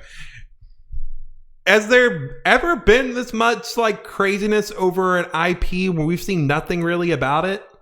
I know FromSoft is attached about it, and obviously just knowing a FromSoft game's coming, I know that gets some level of excitement, as it should. Yes. But this is on a whole nother level. I know George R. Martin's a part of it, but he should not be doing this. I don't even necessarily think that's a reason why a lot of people are excited. I think a lot of the people that are excited are just FromSoft fans. I feel like George being on there has got to be a part of it. It seems like it must, but I don't even hear that as I don't know. People I don't hear anything. I just hear Elden Ring excitement, but there's nothing there. There's nothing there to really latch onto. So it's kind of like a just aimless excitement, which I guess more power to you, whatever. But I mean, I suppose there's been Final Fantasy 15 and stuff like that. But at least it's Final Fantasy, and we saw the Versus 13 and other things like that. It wasn't nothing in 7 remakes anyway. I don't know.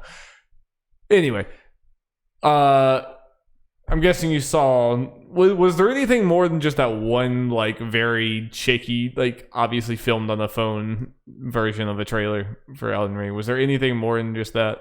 Then there's some some potential things from insiders we'll probably be hearing about this soon. But there was no more that we saw. From that footage, one. That one. Part of the reason I brought that up is to mention that. Yeah. And I think it's very little to go off with that, but I think you can basically we can tell it looks like European fantasy themed. It looks Witcher / Game of Thrones / Warrior. Insert any number of Western fantasy things, which I mean, it's obviously it's not nothing. It's something different. FromSoft has had a very either Eastern fantasy / Gothic horror vibe. This is a different look to that. I'm interested to see how the game's actually structured, because just seeing a horse in kind of an openish looking world thing, it's okay, is it going for that? Very different. Is this especially we getting George R. R. Martin involved? An open world FromSoft style game, if it is still in the same, if it's still in the same vein as those, that's a pretty big departure. It's very not really sure how that will work. Also, one thing I want to bring up before is that potato quality footage. It's been hilarious reading people's comments about it, being on the stream. It was this is the best thing ever, and then this looks terrible. You get nothing out of that. It's it doesn't look like either of those things. It looks I know. Looks like a phone. I'm seeing that too. I'm oh, this is what people are waiting on. I'm are you you can't even, you can barely tell it's a person. It's it's a black blob over a tan blob, so it's oh, the tan blob's a horse. Cool. That's about all you got here. It's no, you gotta reserve your judgment either way until we actually see the damn thing. So Elden Ring, we got Elden Ring. We did it. So do you think the potential of Bamco next whatever thing could be true? Bandai Nambu. Yes. It sounded from insiders saying in getting close to time for Elden Ring, and again we're posting a Tales of Arise news this spring, and Bamco has a million different things, so there's plenty of stuff they could show. I think those are two. I feel if they announce that and say, I know Elden Ring's going to be the giant spotlight, and I think it should be obviously. But saying, hey, yo, this is happening. Babylon's Fall. Oh yeah. Or was that Square? No. Wait, no, that's Square. That's Square. But they have one, don't they? Scarlet Nexus? Is that theirs? Scarlet Nexus there. There you go. Babylon's Fall is a completely different thing. They're both like anime fighting things, aren't they? They're both like action games. They are action games. I think Babylon Falls a little less anime. Yeah, but they're both similar-ish action games. Scarlet Nexus for sure. In the grand scheme of games, they are the same genre, whatever. But yeah, Scarlet Nexus is what I meant. Yeah. No. I'm not even saying I'm like super excited about Scarlet Nexus. I'm just saying they have enough stuff. They have enough stuff. I've just been continuously curious about Scarlet Nexus. It's like, you would love that game, Jeff. It's gonna be good enough gameplay wise. It's gonna have a horrible story. You're gonna love it. It's like, get to play. Yeah. I know it's one of those games where I just seeing like these models look so good. I know this is anime models, but it's like, man, they make anime models look really good in these games. But yeah, I forgot about Scarlet Nexus. Yeah, have those three there is at the very least, and like announce it. Say Elden Ring Tales of Arise trailer. You get a bunch of nerds freaking out. Mm-hmm.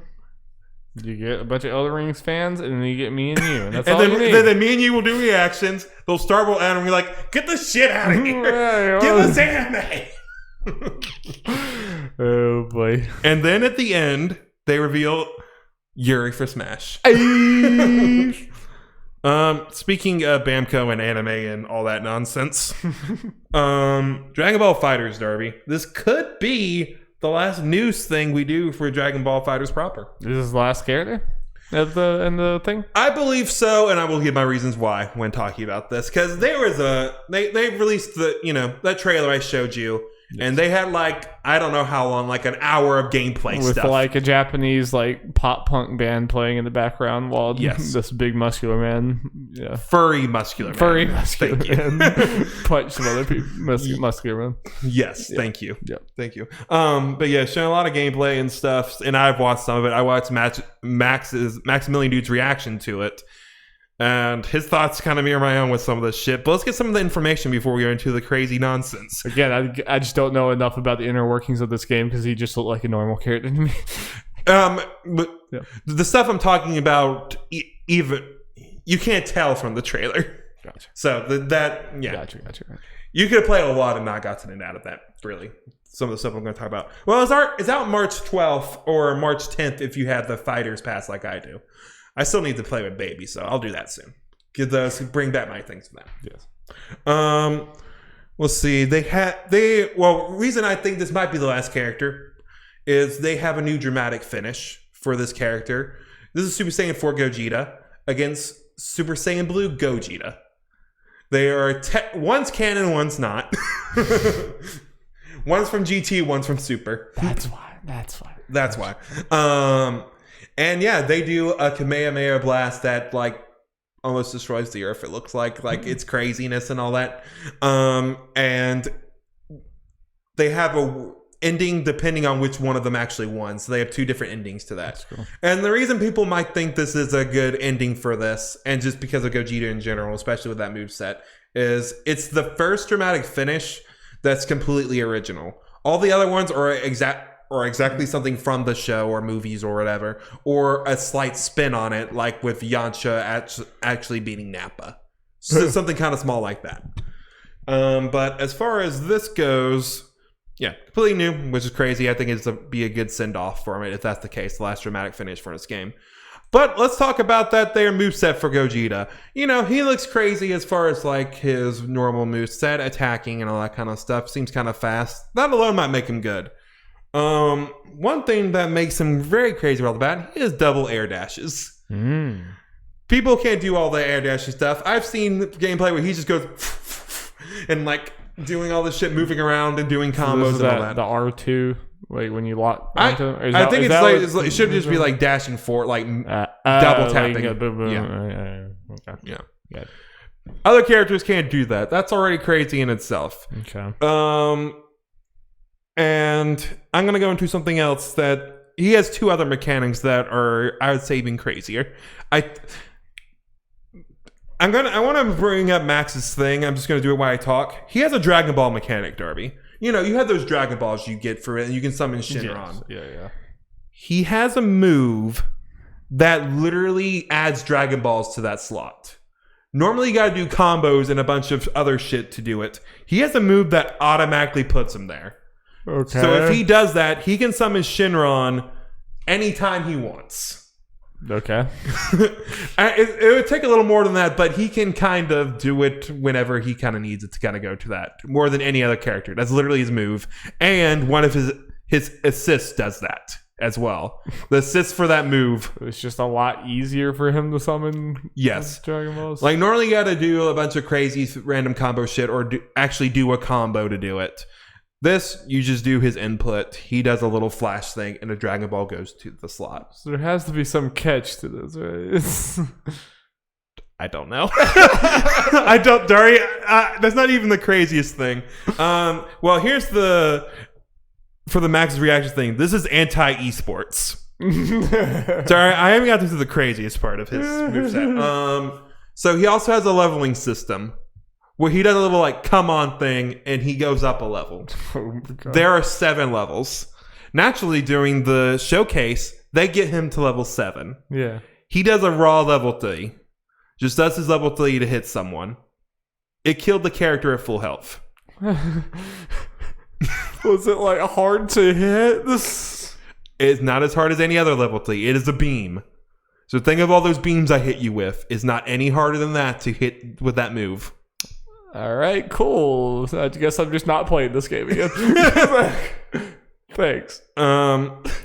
Yeah. So we'll have to see. I mean, I think it's safe to say this character is broken. That sounds very broken. Like everyone looks at fighting game characters like, oh, this is broken. When a new character sounds, oh, this is broken for anyway. This guy has several unique mechanics, which alone make him good. His normal moveset seems to be fine on its own anyway. At the very least, average. And then you add this shit onto it. Someone just sabotaging the game on their way out the door, though. Pretty much. That's why people might think this last character is we're going to leave you this here. Bye. We're going to destroy the game. Bye. We're going to destroy the meta. Burn the house down. This stuff could just be harder to pull off, but even the leveling thing is just literally, from what I can tell, you do the button input, he goes come on, and it goes up. It seems pretty quick overall. If you just have a second, you can try to do it. Yeah, pros will figure out how to do it fast, or or the other way around. Pros can stop it, but casuals, it'll just be an insta win. A level... Actually... Okay, Darn, so here's the thing. I just remember this watching Mac's video, if I understood correctly. There was the damage... They were in practice mode when they did it, so it showed the amount of damage that it did. Over 9,000, yes. It did do over 9,000, in fact. But if I remember the numbers correctly and did the math right, it did enough damage to take down 2 full health bars. So you don't even need to go to the full level 7 to one-shot a character. You can maybe go to level 4 or 3 or some shit and take a character out most of their health. Nice. Dear God. All right. Cool. So, yeah. So, Dragon Ball Fighterz is dead. Yeah. Bring out Dragon Ball Fighterz 2. Yeah. Just want to destroy it so that they can make a sequel. Yep. Everyone's really... Is this character supposed to be completely overpowered in fiction? Not that again, Fighterz has never done that, and they shouldn't do that. As far as I'm aware, yeah, pretty much. The time he was available, he completely steamrolled his opponent. So at the very end, are they just going to go Xenoverse or whatever the fuck? Is that the one that's completely all or all the Budokai Tenkaichi ones or whatever, where these people are supposed to be overpowered? Apparently. I hope they didn't do that, because that sounds awful if they did do that. Dear God, Darby. Insta banned from tournaments. Probably. Okay. Yeah. Okay, Darby, we got a couple other news and then we can head out. It won't take too long, so let's get into it, Darby. Speaking of Arc System Works, I did not plan this to be back-to-back. Guilty Gear Strive has been delayed until June 11th. Speaking of Maximilian, dude, R.I.P. That freaking week, dude. Yeah, I lost his video when he was talking about the release date. He's like, please, I beg of you, one of you or Final Fantasy VII, delay it or move it up a week. Someone move a week, please, for the love of God. Because, yeah, that's like two of the only games besides Monster and I know. Fighting game channel, and this is like the only fighting game coming out this year that has to come out. And he's to a lot of people a Final Fantasy VII guy. Yeah, see, that's why from a content, like even beyond like the actual wanting to play them, from a content standpoint, it's like so it's the worst possible pairing. Yeah, for him that could come out. Well, what potentially could have been worse if one of them was up against Monster Hunter Rise. That'd been another one for him. Yeah, but I feel like content-wise, his two biggest thing are his fighting games and Final Fantasy VII. That's so true. I still feel like content-wise, that's worse. At least Final Fantasy VII could probably beat it in a night for him. Yeah. So there's that. But then he has to beat it again on hard mode. And then he has to do the lore run. He does. He has to do the second lore run. Oh, God, you're right. That's at least 100 hours for this 2-chapter DLC. Yeah, but Guilty Gear, it's going to be real good. Take all the time you need. We're not going to play it, though, because we don't play enough fighting games, but it looks really good. It looks very, very pretty, and I'm excited to watch other people who are really good at fighting games play this fighting game. Yes. Valheim has sold 5 million copies in 4 weeks. That's a certified hit. Banger, it did. It's not even out yet. Congratulations. It's early access. Whatever. This always happens. I know. It's out. I know. This is not a new thing. Game looks very fun. I've watched the Eastern Allies play it, and that was a lot of fun watching them play. Yeah, that's cool. Good on them. Good on them. Make that money. Well, we got to go make that money by going to our real respective jobs tomorrow after we stop recording this podcast, because we ain't making no money here. Pay us. Thank you guys so much for watching / listening. Make sure you go subscribe to all of our stuff and get ready for more anime. We're going to be talking a lot about anime in the next few weeks. Jesus Christ. Yeah, Anime Gauntlet. Yeah. I haven't put up the first episode where we do our team draft, but that will be going up soon. And then beginning of April, we are all going to be watching a bunch of anime every week. So join us in our misery as we watch a bunch of bad anime. It'll be great. And I didn't tell Jeff this, but I talked to William Outlaw, and he said he still needs to watch the finale of WandaVision, but after he does that, he is down for a Spoilercast. So nice. Look forward to that. Hopefully this week. Boy. All right. Peace. Yeah.